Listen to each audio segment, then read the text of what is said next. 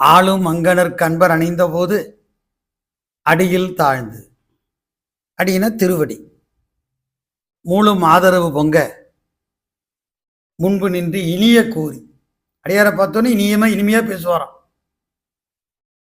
நாளும் நல் அமுதம் ஊட்டி, அவருக்கு திருமுது படைப்பாராம்.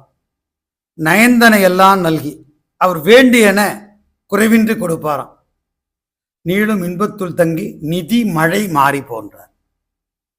காசு மழையா போய்தான். பழைய காலம் அப்படிதான் இருந்திருக்கு. இளையான்குடியாரை பார்ப்போம். ஆரம் என்பு புனைந்த ஐயர்தம் அன்பர் என்பதோர் தன்மையால் நேர வந்தவர்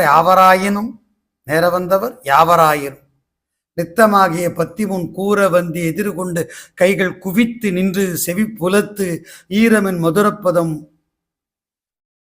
மொழிய முன்னுரை செய்த பின் இன்சொலால் ஈரம் அலை படிரி இலவாம் செம்பொருள் கண்டார் வாய்ச்சொல்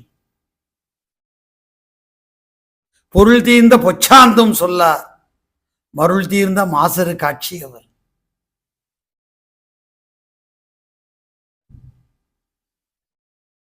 இருள் நீங்கி இன்பம் பயக்கும் மருள் நீங்கி மாசரு காட்சியவர்க்கு படிவுடையன் இன்சொலனாதல் ஒருவருக்கு அணியல்ல மற்றை பிற. எல்லாருக்கும் நன்றாம் பணிதல் அவருள்ளும் செல்வர்க்கே செல்வம் தகைத்து நிலையில் திரியாத அடங்கியான் தோற்றம் மலையினும் ஆன பெரிது. அடக்கம் அமரருள் உய்க்கும் அடங்காமை ஆர் இருள் உய்த்து விடும். எத்தனை திருக்குறள்! எல்லாமே பணிவுதான் சொல்லும். சித்தியாரும் அதை தான் வற்புறுத்தது. தாழ்வெனும் தன்மையோடும் சைவமாம் சமயம் சாரும் ஊழ்பெறல் அரிது.